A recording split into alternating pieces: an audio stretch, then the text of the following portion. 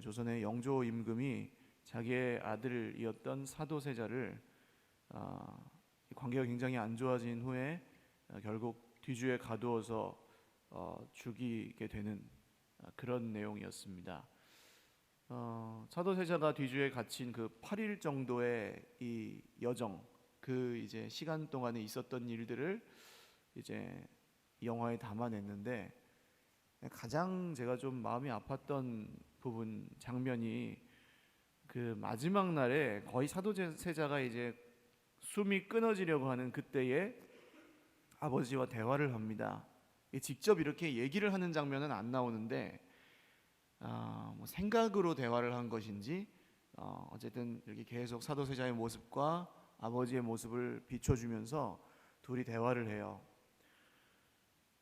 이제 아버지는 내가 너를 얼마나 그 늙음하게 얻은 너를, 그 핏덩이밖에 안 되는 너를, 원래는 세자는 조금 어느 정도 검증이 된 다음에 세우는데 이 세자가 태어나자마자 세자로 책봉하고 2살부터 제왕의 수업을 시키고 그런 것이 내가 얼마나 너를 사랑했는지 아느냐.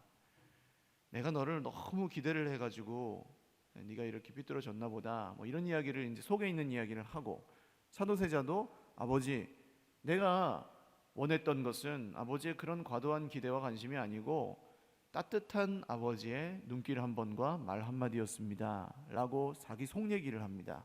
살아생전에는 할 수 없었던 이야기를 죽기 직전에 합니다.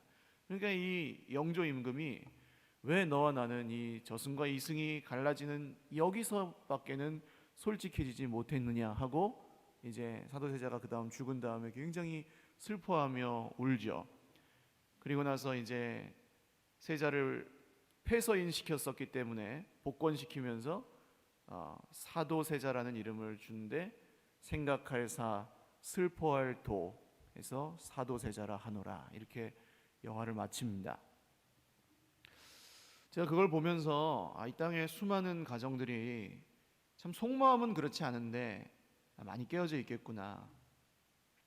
그러면서 든 생각이 무엇이냐면요, 이 관계의 문제잖아요. 결국 아버지와 아들의 관계의 문제였는데 사실은 그 관계 자체에 문제가 있는 게 아니고 다른 데 문제가 있다는 겁니다.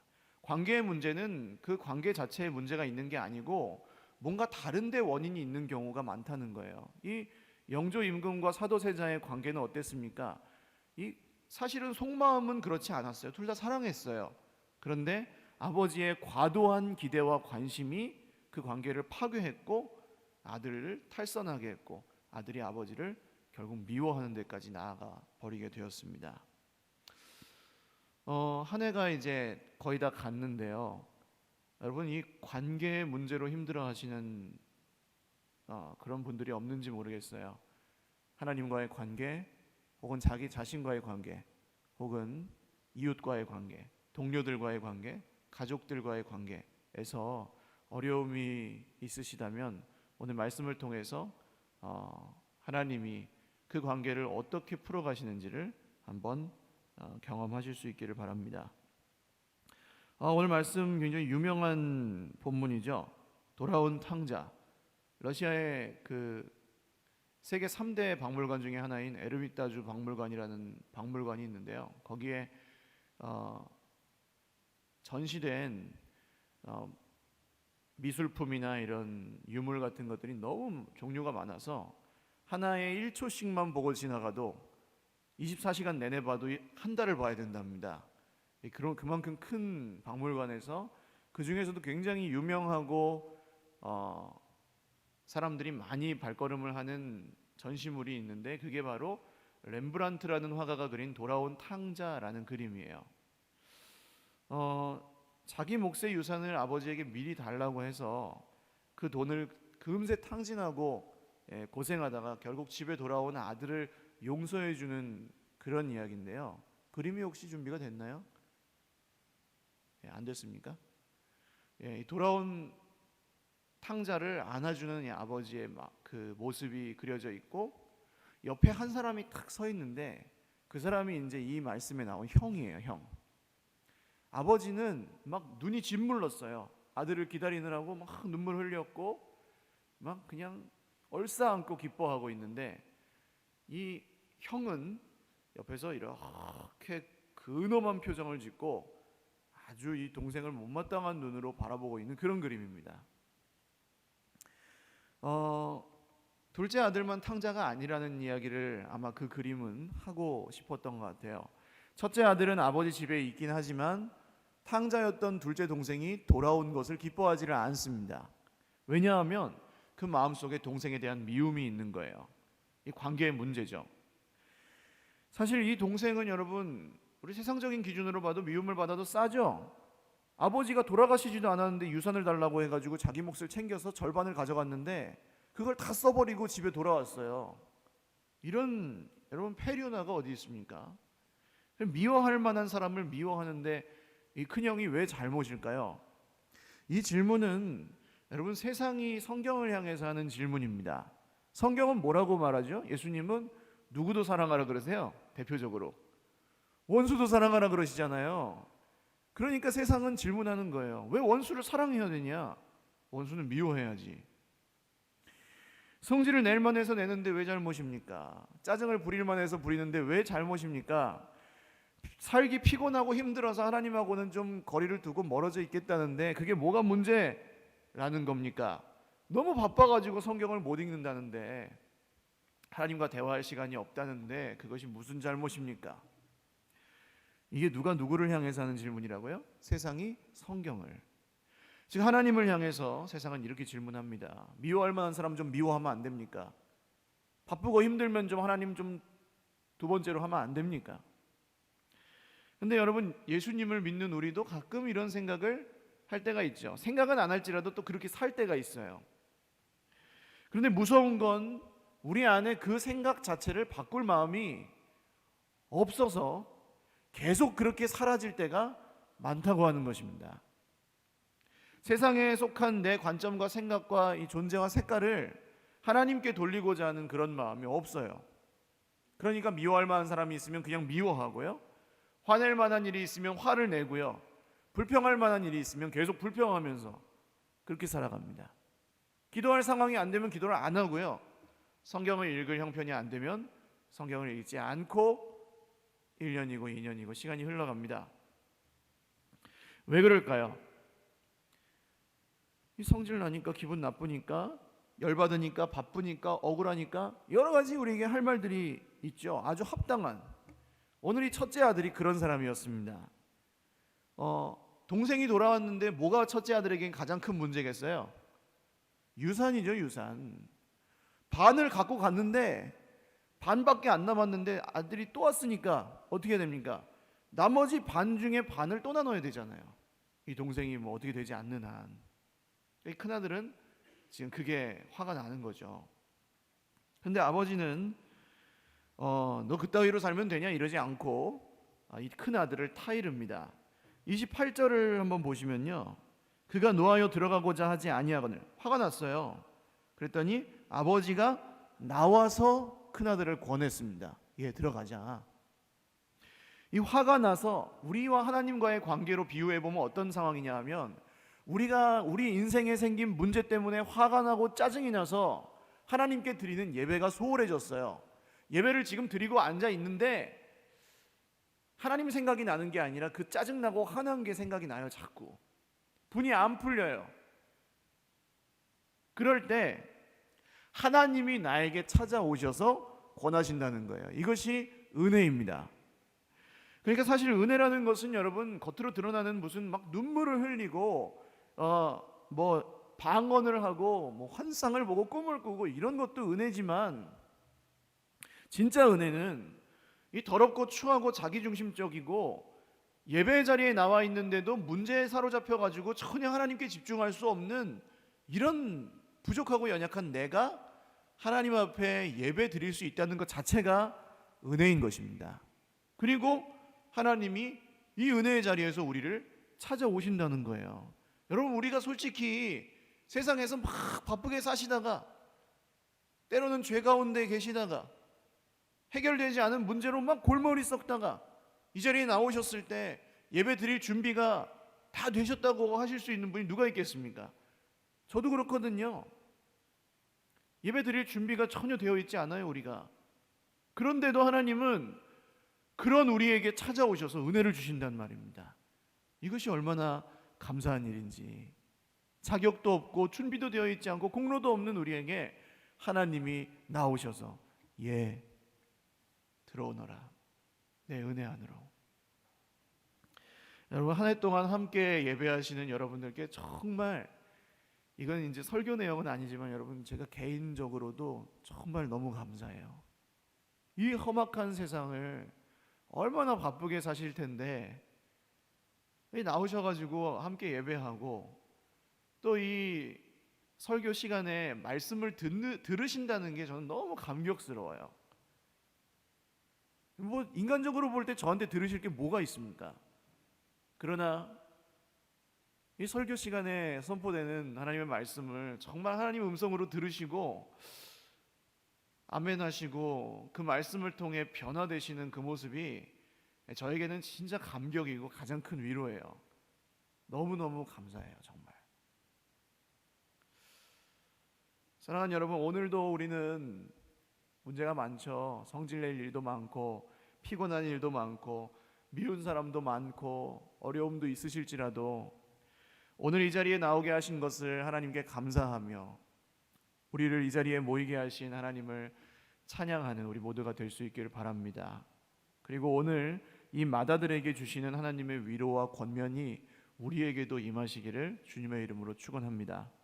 그러면 이제 좀 더 본질적인 문제로 들어가 볼 텐데요. 오늘 이 마다들이 화가 나 있는 이유, 아까 유산 때문이라고도 말씀드렸죠. 직접적인 이유는 뭐냐 하면요, 이 사람이, 이 아들이, 큰아들이 힘들게 일을 하고 집에 딱 왔어요. 근데 집에서 막 풍악 소리가 들리는 거예요. 잔치가 벌어졌나 보다 했는데 이게 무슨 소리냐 했더니 종이 한 명이 나와가지고 당신 동생이 돌아왔어요 그러는 거예요. 그 말만 했으면 그냥 돌아왔나 보다, 뭐 잘 왔네 안 죽고 그랬을 텐데, 그 다음 얘기에서 이 큰아들이 뚜껑이 열렸어요. 무슨 얘기였냐면 아버지가 당신의 동생을 위하여 살찐 송아지를 잡았습니다라는 얘기였어요. 송아지를. 여기서 화가 팍 났어요. 왜냐하면 이게 여러분 오늘 첫 번째로 드릴 말씀인데, 이 살찐 송아지의 유혹을 이겨야 된다는 겁니다. 아버지가 돌아온 동생을 위해서 이 살찐 송아지를 잡았는데요, 이 살찐 송아지가 지금 큰아들의 마음속에 일어나는 갈등의 핵심이에요. 왜 그런지 한번 보시죠. 29절과 30절을 읽겠습니다. 시작. 아버지께 대답하여 이르되 내가 여러 해 아버지를 섬겨 명을 어김이 없거늘 내게는 염소 새끼라도 주어 나와 내 벗으로 즐기게 하신 일이 없더니 아버지의 살림을 창녀들과 함께 삼켜버린 이 아들이 돌아오매 이를 위하여 살찐 송아지를 잡으셨나이다. 이 말의 핵심은 이겁니다. 나는 이렇게 아버지를 위해 열심히 일했는데도 염소 새끼 하나 먹으라고 주신 적이 없으면서 저 페류나에게는 어떻게 살찐 송아지를 잡아서 줍니까? 아버지 너무 불공평한 거 아닙니까? 하고 막 열을 내고 있는 거죠. 자, 만약에 아버지가 이 큰아들에게도 살찐 송아지를 매일매일, 야 아들아 너 너무 수고한다 하면서 매일 송아지를 잡아주었다면 그러면 이 아들이 어땠을까요? 이 큰아들이 그래도 이렇게 화를 냈을까요? 그러면 좀 이 정도로 바뀌겠죠. 아버지, 저 살찐 송아지는 저에게는 뭐 매일 주시니까 별거 아니지만 그래도 저렇게 실수한 동생에게 뭐 그렇게까지 대접하실 필요 있습니까? 요 정도로 좀 순화되겠죠. 결국 여러분, 이 아들의 생각의 모든 기준과 기쁨의 이유가 살찐 송아지에 있어요. 중요합니다, 여러분. 이게 이 살찐 송아지의 마음이 가 있는 한 아버지가 기뻐하는 것에 함께 기뻐할 수 없고, 아들은요, 이 살찐 송아지가 자기 삶의 어떤 목적과 기준이 되는 한 아버지의 마음을 알 수가 없어요. 여러분, 왜 하나님이 매일 우리에게 살찐 송아지를 잡아주시지 않을까요? 예수만 믿으면 그냥 다 잘 되고 다 복되고 어려운 일 하나도 안 생기고 그러면 진짜 좋겠는데 왜 늘 우리 마음에 이 살찐 송아지 때문에 갈등하고 고통하게 하실까요? 계속 인정받고 높임받고 세상에서 복받고 내가 원하는 대로 다 이루어지고 그런 살찐 송아지가 하나님의 매일 우리에게 주시면 좋겠는데 왜 그렇게 우리에게 안 주십니까? 그 이유는 여러분 분명합니다. 그렇게 주시면 우리가 하나님보다 뭘 더 기뻐하겠어요? 살찐 송아지를 더 기뻐하겠죠. 그러니까 그렇게 주실 수가 없는 겁니다. 그럼 망하잖아요. 여러분, 하나님보다 다른 걸 더 기뻐하는 게 뭐예요? 죄잖아요. 그럼 망하는 겁니다. 그러니까 하나님이 우리에게 그렇게 주실 수가 없는 거예요. 만약에 아버지가 이 큰아들에게 살찐 송아지를 매일 잡아주다가 한 일주일 정도 형편이 안 돼가지고 못 잡아줬어요. 근데 동생이 딱 와가지고 그날 송아지를 다시 잡았어요. 그러면 이 큰아들이 어떻게 했을까요? 나는 일주일까지는 맨날 먹었으니까 아버지 동생한테는 줘도 돼요, 그럴까요? 아니에요. 맨날 먹었어도 일주일 못 먹은 것 때문에 섭섭해서 동생에게 왜 줬냐고 화를 내며 따질 것입니다. 이 큰아들은 이게 사람의 마음이에요. 나는 이전에 수백 수천 마리를 먹었어도 일주일 못 먹은 게 쟤한테 한 마리 준 것보다 더 억울한 거예요. 원하는 대로 다 주면 결국에는 아버지가 기쁨이 아니고 송아지가 기쁨이 되어버리는 것입니다. 원래 둘째 아들 탕자가 그랬죠. 이 아버지가 돈을 주니까 아버지는 잊어버리고 아버지 집은 떠나서 허랑방탕해서 그 돈을 자기 주인으로 섬기다가 완전히 쫄딱 망해갖고 돌아온 사람이 지금 이 탕자잖아요. 사랑하는 여러분, 우리는 어떻습니까? 아버지가 기쁨이십니까? 이 살찐 송아지가 기쁨이십니까? 내가 지금 하나님 아버지로 인하여 기뻐하지 못하고 있고, 혹시 그 기뻐하지 못하고 있는 어떤 이유를 내가 알고 있다면 그것이 살찐 송아지일 가능성이 큽니다. 성경은 그러죠. 예수님이 우리를 구원하신 그 구원의 기쁨만으로도 우리는 다른 어떤 어려움이나 문제들도 능히 넘어설 수 있는 사람들이 되었습니다. 새로운 피조물이잖아요. 그래서 이전 것은 지나갔고, 그런데도 그 예수님이 우리에게 주신 구원의 감격과 기쁨보다 내 안에 이 살찐 송아지, 이 문제 때문에 열받아하는 나의 마음, 혹은 다른 사람에게 무시당하고 상한 나의 자존심, 상처받은 나의 마음이나 아픔들, 물질 때문에 고통하는 것들, 관계의 문제, 이런 것들이 우리의 예배를 오늘 방해하고 있다면, 그것이 아무리 합당하고 정당한 이유라 할지라도 이 큰아들의 마음속에 있었던 송아지, 그것이 바로 내 송아지일 가능성이 큽니다. 내가 아버지보다 더 사랑하고 동생보다 더 사랑하는 그 송아지가 거기에 있다는 거죠. 사랑하는 여러분, 그 예배는 무엇입니까? 예배는 내 안에 있는 그 살찐 송아지를 내려놓고 하나님을 기뻐하는 것이 예배입니다. 내가 기뻐하는 그 살찐 송아지를 내 마음에서 몰아내고 하나님만 기뻐하는 것이 예배예요. 이게 두 번째로 드리고 싶은 말씀인데요, 하나님을 기뻐하라는 것입니다. 이 둘째 아들 탕자가요, 아버지에게 와서 하는 말이 뭐예요? 전에 제가 몇 번 말씀드렸는데 이 탕자의 문제는, 진짜 심각한 문제는 뭐였습니까? 돈을 많이 썼다는 게 문제가 아니에요. 철이 없어서 그럴 수 있어요. 가서 창녀들과 놀고 먹고 마시며 즐긴 게 문제가 아니에요. 그럴 수 있어요. 실수할 수도 있고요. 아직 몰라서 그럴 수 있죠. 근데 진짜 탕자의 문제는 뭡니까? 아버지 집을 떠났다는 게 진짜 문제였거든요. 아버지한테는 돈이 문제가 아니에요. 근데 아버지 집을 떠난 게 이 탕자의 가장 큰 문제였습니다. 아버지에게 와서 뭐라고 합니까? 이 탕자가 18절과 19절 한번 보시면 같이 읽죠. 시작. 내가 일어나 아버지께 가서 이르기를, 아버지, 내가 하늘과 아버지께 죄를 지었사오니 지금부터는 아버지의 아들이라 일컬음을 감당하지 못하겠나이다. 나를 품꾼의 하나로 보소서 하리라 하고, 자기가 알아요. 자기 자신이, 탕자가 이제 이 아들이 아니라 종이라고 고백하면서 돌아왔어요. 여러분, 이 탕자가 얼마나 더럽고 못됐습니까? 그림에 보시면 신발도 다 해졌고 한쪽은 없어졌고 그래요. 그러니까 자기 스스로 아들이 아니라 종이라고 하면서 돌아왔거든요. 아버지, 나는 이제 종입니다. 아들이 아니고. 그런데요, 무서운 사실이 있습니다. 오늘 성경은 이 집에 있는 큰아들, 이 탕자의 형은 종보다도 못한 아들이라는 평가를 줍니다. 보세요. 24절에 보시면 마지막에 뭐라고 나옵니까?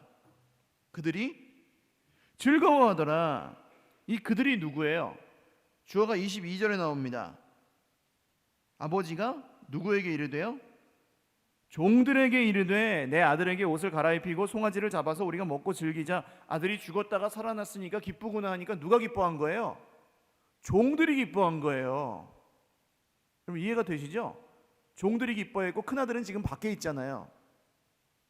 아버지의 기쁨이 너무 커서 그 집에 있는 종들조차 그 기쁨을 이기질 못하고 막 다 같이 기뻐하고 있는데 한 사람만 기뻐하지 못하고 있는데 그게 누구예요? 큰아들이에요. 그래서 이 아들은 누구보다 못한 아들입니까? 종보다도 못한 아들이 됐다는 겁니다. 아주 무서운 얘기죠. 종 같은 아들이 되는 것도 탕자처럼, 종보다도 못한 아들이 되는 것, 이 큰아들처럼, 이게 사실 하나님께 달려있지 않고 우리에게 달려있다는 거예요. 탕자는 아버지 집을 떠났다가 종 같은 아들이 되었고, 형은 동생이 살아왔는데도 기뻐하지 않다가 종보다도 못한 아들이 되었습니다. 이게 얼마나 무서운 얘기냐면요, 여러분 요한일서 우리가 참 오래 나눴는데 누구든지 형제를, 예수님을 믿는다고 하면서 형제를 사랑하지 않으면 그 사람의 믿음은 거짓 믿음이다, 거의 이런 이야기를 하잖아요, 요한일서가. 그 얘기가 바로 이 얘기입니다. 하나님이 기뻐하시는 것을 함께 기뻐하지 않는 사람은 그 기쁨이 사라져버리는 거예요. 오늘 이 큰아들 같은 사람, 아버지 집에 있는데도 전혀 기쁘지 않은 사람, 아들인데도 손님보다도 못한 사람, 아들인데도 종보다도 못한 사람이 되어버린다는 것입니다. 교회를 다니는데 예수 그리스도가 기쁘지 않은 사람, 아무리 하나님께 예배를 드리고 기도를 드려도 성질나고 화나고 힘들었던 게 풀리지 않는 사람, 얼마나 불행한 인생이에요. 마음속이 문제로 가득 차서 하나님이 들어갈 자리가 없고 평안이 도무지 없는 사람, 얼마나 불쌍한 사람입니까? 이런 말이 어울리는 거예요. 그런 분들에게는 차라리 믿지나 말지. 여러분 왜 그렇습니까? 아니 마음이라도 편하게 그냥 한 세상 즐기는 게 낫지요. 그렇게 살려면요, 하나님을 믿어도 아무런 기쁨이 없고 예수님을 믿는데 아무 위로를 받지 못하고 그 구원의 감격과 기쁨이 그 사람의 인생을 붙들질 않는다면 차라리 믿지나 말지라는 얘기가 어울리는 거죠. 사랑하는 여러분, 하나님의 기쁨이 내 기쁨이 되시기를 주님의 이름으로 축원을 드립니다. 하나님 아버지의 마음이 내 마음이 되시기를 주님의 이름으로 축복합니다. 그것이 우리가 이 험악한 세상을 이길 수 있는 힘이거든요. 문제에 쓰러지지 않고 그 문제를 넘어갈 수 있는 능력이 바로 거기에 있거든요.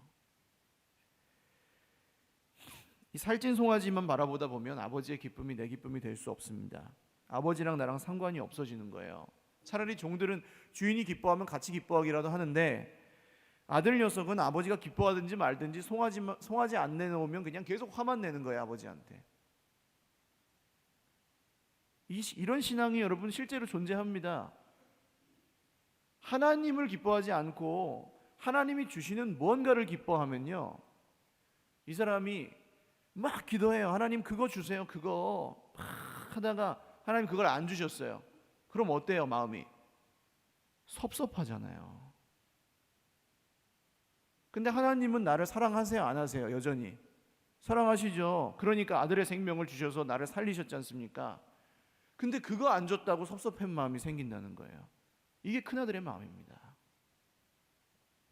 이게 왜 중요하냐면요, 왜 우리가 이 하나님이 기뻐하시는 것을 우리도 기뻐해야 되냐면요, 여러분 이것은 우리에게도 좋은 일이기 때문에 그렇습니다. 무슨 신앙을 하나님이 자기 방식을 우리에게 막 강요해가지고 억지로 하게 하시는 그런 거라고 생각하시면 안 돼요. 하나님은 우리에게 믿음을 주시는 이유가, 믿음을 우리가 갖기를 원하시는 이유가 우리에게 복 주시려고, 할렐루야, 복 주시려고 우리에게 믿게 하십니다. 정확하게 나와요. 시편 37편 4절에 보시면 이런 말씀이 있습니다. 또 여호와를 기뻐하라. 여호와를 뭐 하라고요? 기뻐하라. 할렐루야. 또 여호와를 기뻐하라. 그 다음 구절이 중요해요. 그가 네 마음의 소원을 이루어 주시리로다, 이렇게 나와 있습니다. 다시요, 하나님을 기뻐하면 하나님이 뭘 이루어 주신다고요?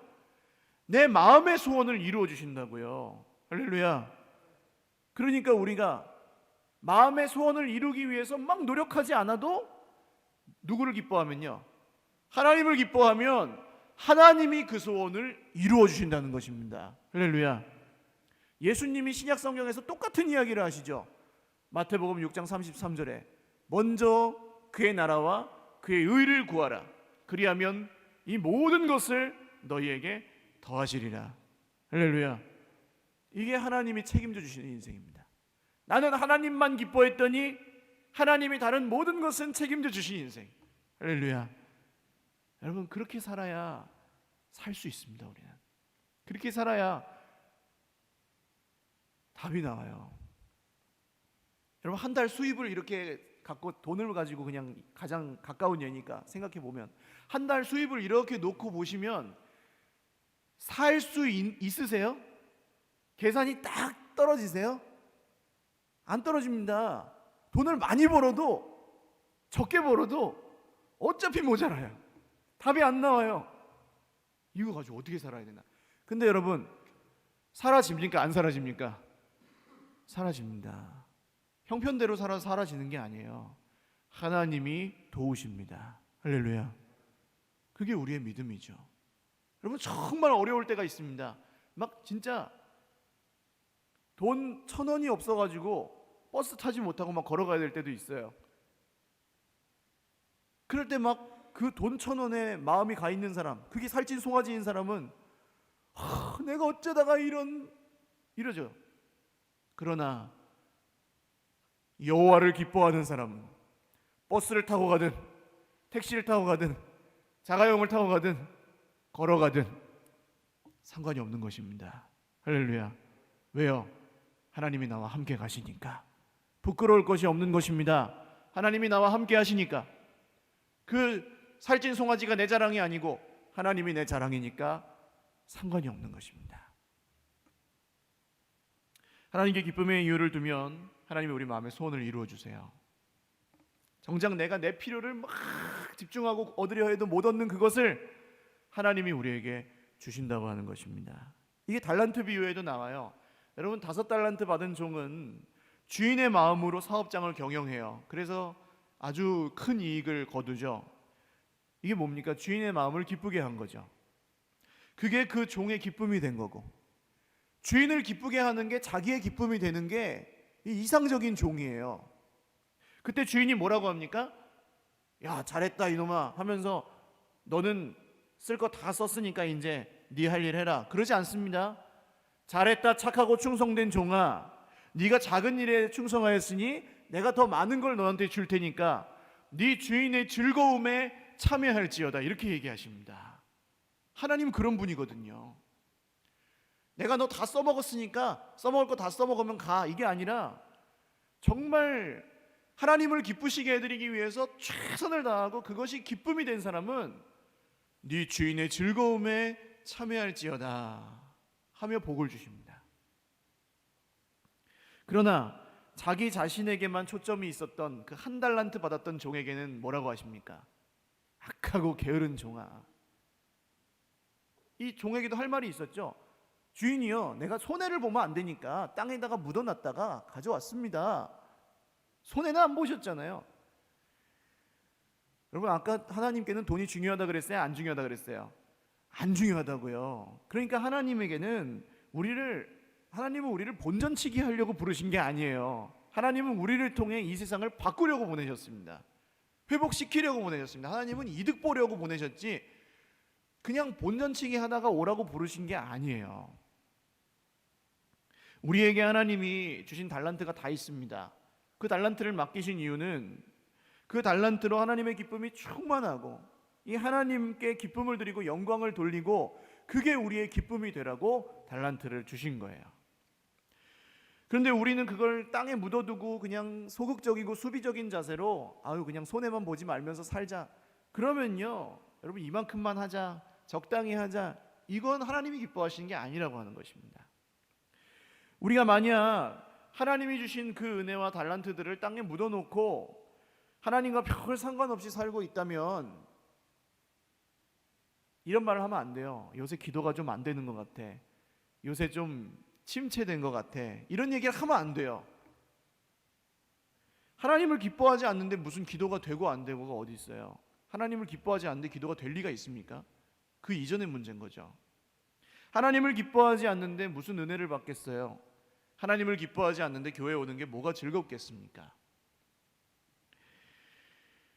종보다 못한 아들, 종 같은 아들로 계속 살아갈 때 예배드려도 기쁨이 없고 기도해도 시원하지 않고 변하지도 않고 늘 화만 나고 문제도 해결 안 되고, 사랑하는 여러분, 하나님이 주신 은혜와 이 달란트를 땅속에 묻어두지 마십시오. 내게 주신 게 있다면요, 아주 작은 것이라도 시작해 보세요. 결국 마음입니다, 여러분. 얼마 전에 이제 근처 개척교회 목사님들하고 좀 교제할 시간이 있어서 가끔 만나요.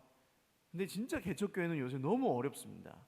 오질 않아요. 아예 상가 이렇게 건물에다가 교회를 해놓고 전도도 잘 안 되는데 그냥 오시는 분들도 없어요. 너무 어려워요. 근데 이제 이 조금 그래도 규모가 있는 교회들마다 그런 교회들을 이제 후원을 하잖아요, 보통. 근데 요새 그런 후원들이 자꾸 끊긴대요. 우리 지금 교회에서 후원하고 있는 선교사님 한 분도 본교회, 파송교회에서 지원이 끊겨가지고 많이 어려움 겪고 있는 분이 계세요. 그 지원이 끊기는 이유가 뭐냐 하면 이제 내 코가 석자라는 거죠. 교회들이 좀 어려워지다 보니까. 그런데 그 돈이 얼마 안 됩니다. 그렇게 조금씩 후원하는 돈이, 우리 교회 같은 경우는 5만 원에서 10만 원 정도를 이렇게 교회나 선교지마다 지금 후원하고 있거든요.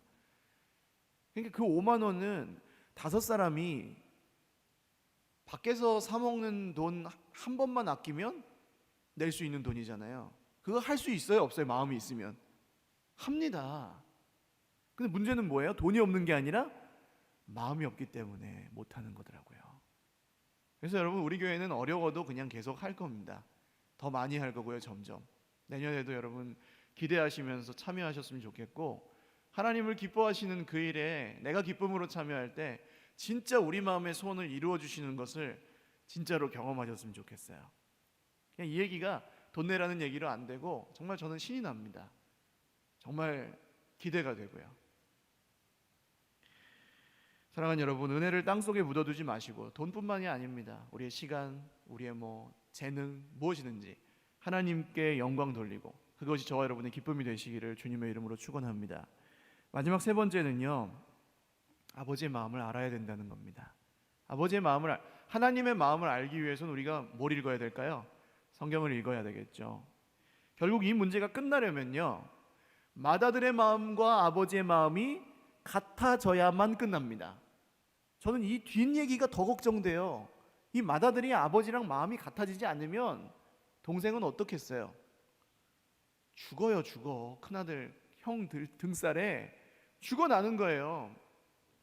동생 볼 때마다 그러지 않겠어요? 이 아버지의 유산을 미리 달라 그래가지고 창녀들과 함께 삼킨 이 폐류나야 막 하면서 막 능멸하지 않겠어요? 동생이 어떻게 살아요? 회개하고 개과천선하고 돌아왔어도 못 살아요, 그 집에서. 큰형 때문에. 결국 이 마음이 하나가 되기 전에는 이 가정의 문제가 안 끝난다는 겁니다. 근데 그게 지금 살찐 송아지 때문이었잖아요. 아버지는 어떤 분입니까? 근데 아버지는 재산 다 날려먹은 아들이 돌아왔을 때,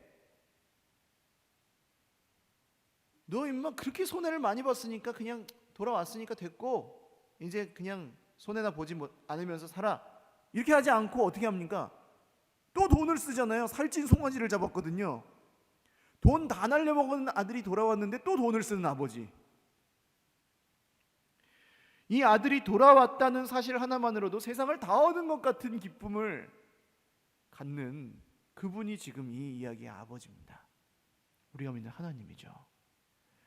여러분, 누가 아버지의 기쁨입니까? 결국 이 말씀을 통해 보신다면 따라하시죠. 내가 아버지의 기쁨입니다. 할렐루야. 여러분, 세상에서 돈이 많아가지고 아버지의 기쁨이신 게 아니고, 세상에서 성공하셔가지고 아버지의 기쁨이신 게 아니고, 우리가 죽었던 인생에서 예수님을 믿고 그냥 돌아와서 이 예배 자리에 앉아 있는 것만으로도 저와 여러분은 하나님의 기쁨입니다. 그게 우리의 자랑이고요. 그게 우리의 기쁨이에요. 어떻게 이런 날을 하나님이 그렇게 기뻐하실까? 어떻게 이런 날을 하나님이 그렇게 사랑하실까? 이게 느껴지고 믿어지는 게 그리스도인이 이 세상에서 고난을 이기며 살아갈 수 있는 힘이라니까요. 여러분, 그런데 이 큰아들처럼 내 지체를 사랑하지 않고 아버지의 기쁨에 참여하지 않는다면, 아버지의 마음을 함께하지 않는다면 그 사람의 인생에는 기쁨이, 더 다른 기쁨이 있을 수가 없어요. 송아지를 아무리 많이 잡아줘도. 여러분, 우리 주변의 관계에서 나를 성가시게 하는 사람이 있고, 나를 무시하는 사람이 있을 수 있고, 나를 귀찮게 하고 힘들게 하는 사람, 막 헛소리하면서 성질 부리는 사람, 그런 사람들도 있잖아요. 그 사람이 또한 하나님의 기쁨인 줄을 믿으시기를 바랍니다. 그 사람 한 명이 돌아왔을 때 하나님이 얼마나 기뻐하실지를 상상하시면서 그 사람을 사랑하실 수 있기를 바라요. 그래서 아버지의 마음을 알아야 됩니다. 아버지의 마음을 알면 아버지의 기쁨도 공유할 수 있게 되고, 살찐 송아지가 아니라 동생의 생명과 영혼을 소중히 여기는 아들이 될 수 있습니다. 결국 이 마음이 나를 향한 마음이라는 것을 스바냐 3장 17절이 노래를 하죠. 이따 같이 드릴 찬양인데요. 너의 하나님 여호와가 너의 가운데 계시니 그는 구원을 베푸실 전능자시라. 그가 너로 인하여 기쁨을 이기지 못하시며 너를 잠잠히 사랑하시며 즐거이 부르며 기뻐하시리라. 나를 인하여 기쁨을 이기지 못하시는 예수님, 그래서 생명까지 주셔서 우리를 구원하신 주님, 그 마음이, 주님의 마음이 오늘 우리의 마음 되실 수 있기를 주님의 이름으로 축원합니다. 말씀 맺습니다. 여러분, 한 해를 지나면서 또 여러 해 동안 풀리지 않는 어떤 관계 숙제들을 갖고 계신 분들이 계실 거예요. 하나님과의 관계일 수도 있고 사람과의 관계일 수도 있고 문제나 상황이나 어떤 형편 때문에 그런 어려움을 갖고 계시는 분들도 계실 것입니다.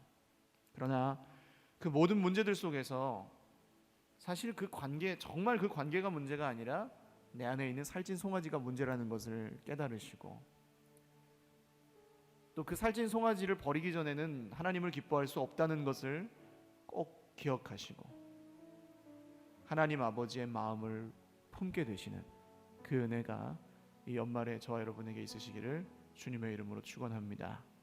같이 찬양하고 기도하겠습니다. 너의 하나님 여호와가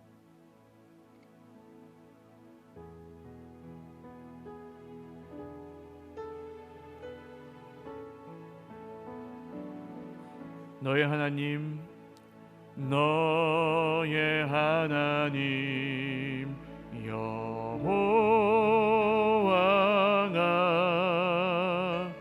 너의 가운데 계시니 그는 구원을 베푸실, 그는 구원을 베푸실 전능자시라.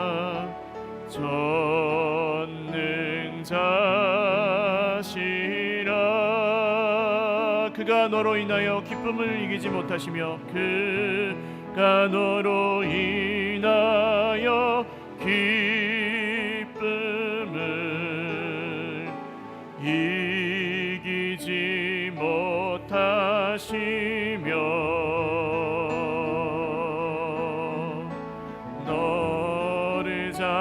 잠잠히 사랑하시며